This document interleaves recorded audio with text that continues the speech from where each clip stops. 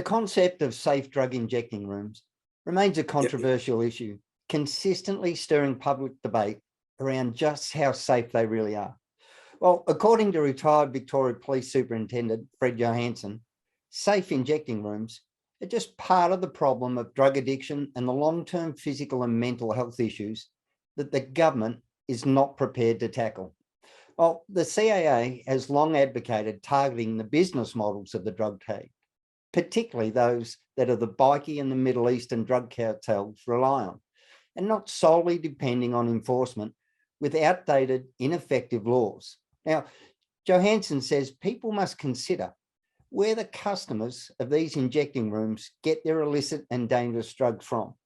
Well, joining us to discuss the issue is Fred Johansen. Welcome, Fred. Yeah, thanks very much, and it's a pleasure to be here. Now, these safe injecting rooms, they're always controversial. Some of the places they set them up are near schools, near businesses. I don't think there are too many people that are happy to see them. What do you think? Yeah, well, it's not so much about the injecting rooms themselves, but it's actually about the clientele. Let's be honest, the people that actually cause the trouble are the type of people that actually normally are drug addicted. They usually come with a raft of problems. They've not only got drug addiction problems, normally they've got mental health issues. Many have got criminal tendencies and criminal desires, and some of them are just plain got severe behavioural issues. So it's not so much about the safe injecting room itself, it's about the clientele. You know, for years in Melbourne, we've had things like VD clinics, TB clinics, all sorts of different clinics, but we haven't seen the type of clientele that drug addiction brings. And they're not all like that because there's so many different types of drug addicted people. There's those people that come in suits and look quite presentable to the ones that we see injecting themselves in the back streets of Richmond. Yep.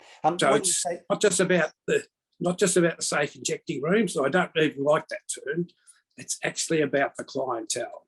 Mm. What do you say to those people that say we should be treating this as a health issue rather than a criminal issue?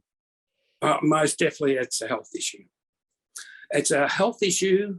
The addiction is a mental health issue. The use of the drugs is a physical health issue. But the overall issue is to get the drugs, they've got to be involved in a criminal activity. Mm. What should we be doing then, Fred? You talk about the outdated, ineffective laws that the police have. What would you like to see happening? Well, not so much a change in the laws, but I think anyone who goes to the safe injecting rooms or the injecting rooms, the first principle we should undertake is prevention. That's not stopping the people from going there, but to actually prevent their drug addiction. That can be, you know, something as strong as the anti-tobacco legislation that was put in years ago, and that should be constantly enforced in our schools through education, through local government, that people should steer clear of drugs. And most people would know that anyway, but there's a certain element of person that does get involved, and they've got addictive behaviours. You only have to look at, in recent press, you know, the addictive behaviours of people that go to gamble, people that are on their iPads and iPhones. So there's a whole range of addictive issues in society. Drugs is just one of them. But the issue with drugs is that they have to get the drugs from somewhere. There's no place in Australia that actually makes heroin.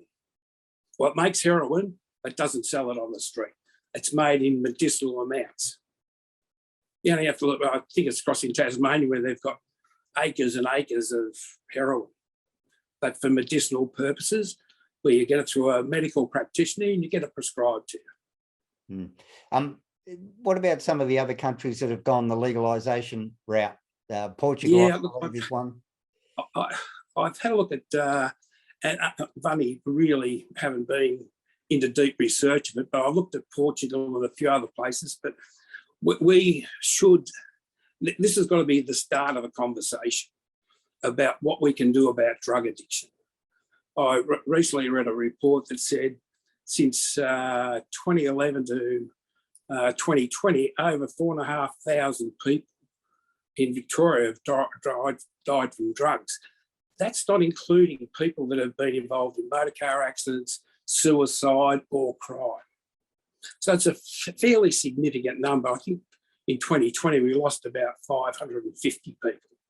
Now, that's a lot of lives lost, but along the way, have a look at the number of lives we've wasted. You know, the average drug addict really is not adding much value to society. Their longer term impacts on their mental health will be significant. I remember as a young copper, we used to lock up the local drunks. As they got older, a lot of them died off, you know, for a whole range of reasons, but they became quite divorced from society and really a burden. They were just really up and coming welfare issues and mental health issues later on. If we were to go down the legalisation route, we got to obviously tax it and then put that towards the treatment of remove the, as you say, interrupt the business model of those crime gangs and bikies, wouldn't it? Yeah, but it's not only just the legalisation of drugs. It's, you know, because that then makes an open slather. If you look at around our local chemist shops, you've got a lot of legalised drugs going into the arms of, or going into the mouths of drug addicts called methadone. We don't have a real big issue, even though it's a very similar clientele to the people at the safe injecting room, but we don't have the same issue at methadone areas because they don't have to commit a criminal offence to get the drugs to take to the at the chemist or to get their prescriptions filled. It's a real so rather than use that word legalisation, because that then is open slather, it's got to be regulated. Yeah, it's a real paradox, isn't it, Fred? The criminality of the drugs is actually driving the crime that's associated with it. Yeah, but it's not only driving the crime, but it also gets some of these, and over the years unfortunately I've dealt with many people that have been addicted to drugs, and you just see their life, it's on a slippery slope.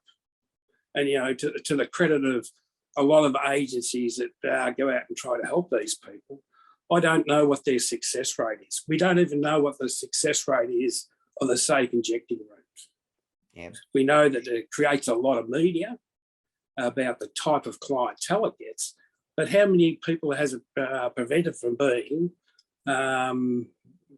long-term drug addicted people? Well, all right, Fred, thanks so much for your time and some really interesting thoughts to take away. Yeah, look, hopefully this is the start of a conversation. I dare say there's people out there that have done ample research on what should be done, but I think we've got to have a conversation about how we can actually prevent it rather than just deal with it. All right, Fred Johansen, former superintendent, thanks so much for your time. Okay, thank you.